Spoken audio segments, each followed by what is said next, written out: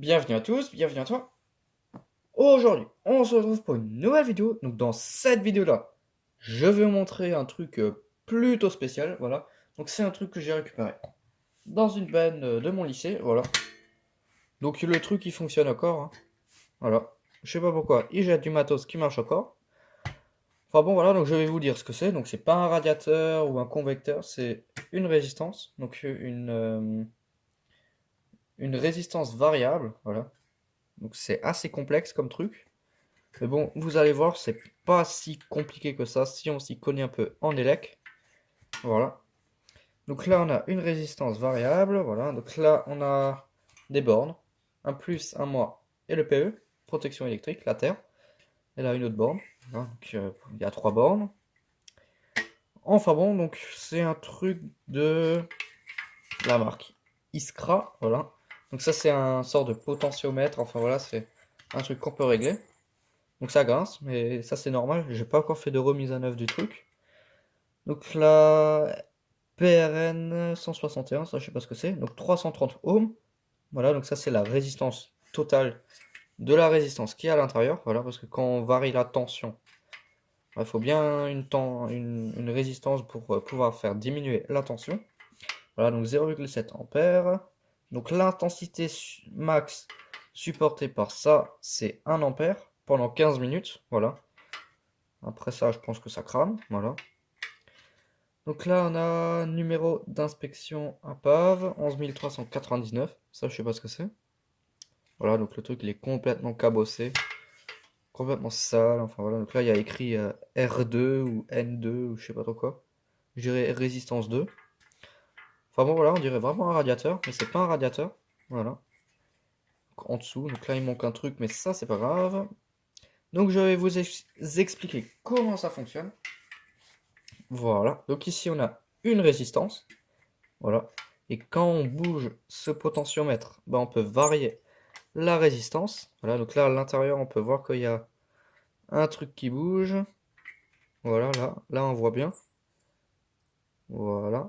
Donc là il y a le plus. Donc je vais retourner ça. Voilà, hop. Là on a le plus. Voilà, donc je vais vous parler en courant continu. Je l'ai testé en alternatif, ça fonctionne. Mais là on va parler de courant continu, ce sera plus simple pour comprendre. Voilà. Donc là j'envoie le jus. Tac. Ça passe dans le potentiomètre, enfin dans la plage de réglage. Voilà, donc là, je suis à fond, et là, je suis au minimum, ou l'inverse, c'est pas écrit dessus. Et là, j'ai la sortie de la résistance. Du coup, plus on est près de là, plus la résistance est faible, c'est-à-dire plus il y a de tension ici. Enfin, ça veut dire que plus on s'éloigne et qu'on va au bout de la résistance, bah, ici en sortie, on a moins de tension, alors qu'on est super près de la sortie. Bah, là, il y a beaucoup plus de tension, voilà, on varie. Voilà. Et quand je vais au milieu, bah, la tension d'entrée est divisée par deux. Voilà. Enfin voilà, c'est logique, c'est pas très très compliqué, hein. Donc quand on est au minimum, on a toute la tension, on a la tension maximale ici. Et quand on est au minimum, enfin au maximum de la résistance, bah, logiquement, la tension faut qu'elle passe toute la résistance. Et il y a beaucoup de pertes, voilà. Puis il y a aussi un échauffement, je pense. Voilà, donc comme il y a beaucoup de pertes, bah, il n'y a plus beaucoup de tension qui sort. Voilà, alors quand on est au milieu, la moitié de la tension qui rentre, bah, non, la tension qui rentre, bah, comme on est au milieu, bah, ça ressort la moitié. Admettons là, on a 200 volts qui rentrent, bah, il y en a que 100 qui sortent, parce qu'on est au milieu. Bon, après, on peut régler, on peut aller au-delà du milieu, et puis il y a un peu plus de la moitié qui sort. Enfin voilà, c'est vraiment quelque chose de... Ouais, c'est un variateur, quoi. C'est comme quand on varie la lumière avec un variateur standard, hein. Voilà, sauf que ça, je pense que c'est l'ancêtre du variateur. Ça, c'est vraiment un vieux variateur, je sais pas de quand ça date. Voilà.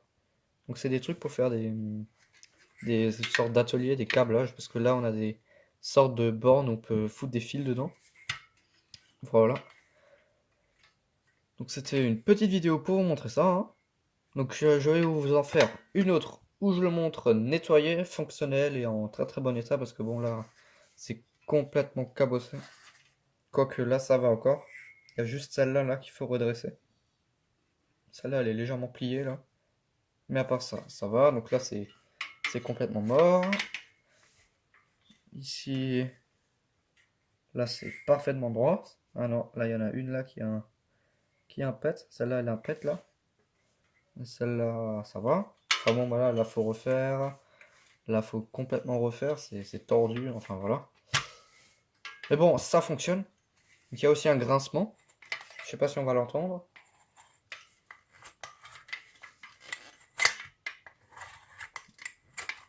Ah non, ça le fait plus. Il faut faire doucement. Là, on l'entend bien. Voilà. Je pense qu'il faut remettre un peu de graisse là sur la tige. Parce qu'on dirait qu'il y a de la graisse, mais à mon avis, il n'y en a pas assez. Voilà où c'est le frottement sur la résistance qui fait ce bruit. Je pense qu'il faut remettre un tout petit peu de graisse. Normalement, ça fait pas de court-circuit. Enfin bon, je vais démonter tout le boîtier, tout déhausser. Voilà.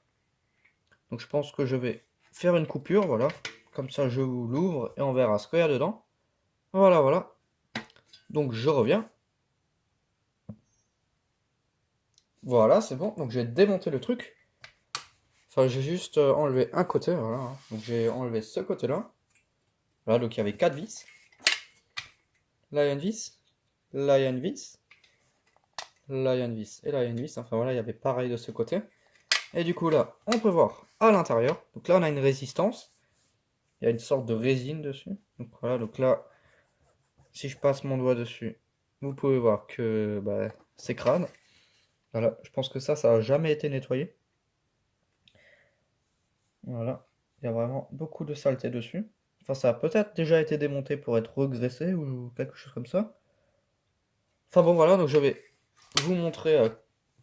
Enfin, comme ça, c'est plus simple à montrer le fonctionnement. Enfin, je vous ai déjà dit comment ça fonctionne. Voilà, donc là, il y a la tension qui rentre. Voilà. Donc je vous réexplique si jamais vous n'avez pas compris. Donc là, il y a la tension qui rentre. Voilà. Et là, il y a la tension en sortie. Donc l'entrée et la sortie. Donc la sortie, on voit pas bien. Mais là, il y a une sortie. Voilà. Donc là, il y a la sortie. Et là, il y a l'entrée. Et comme vous pouvez voir, il n'y a pas de liaison entre les deux à part ce contact. Donc si on s'éloigne le plus loin, bah, la tension quand elle rentre par là, il faut qu'elle traverse tout ça pour ressortir ici. Et là, comme il y a un échauffement, bah, il y a des pertes. Du coup là, on perd beaucoup de tension. Voilà, donc c'est volontaire. Comme ça là, on a une faible tension en sortie. Voilà. Donc si maintenant on envoie la tension là-dedans et on sort de ce côté, bah là on a la tension à fond parce qu'on est au bout de la résistance, on est carrément sur le cerclage. Voilà. Alors que quand on veut à fond la résistance, ce qui va de là, du tout début à toute la fin, il faut se brancher là et là on a vraiment toute la résistance au complet. Voilà.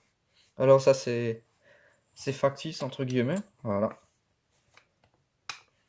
Enfin bon, je pense que là vous avez compris. Donc là, voilà. Donc j'ai trouvé le problème.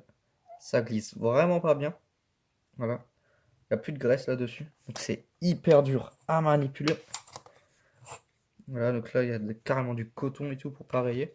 C'était vraiment bien foutu.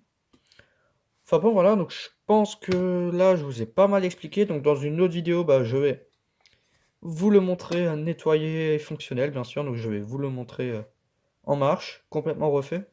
Bon voilà, il n'y a pas grand-chose à refaire dessus, hein. Il est déjà propre de base, mais une petite révision, ça fait pas de mal.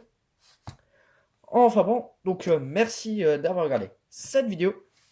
Si tu as des questions, n'hésite pas à me les poser dans l'espace des commentaires. Ciao!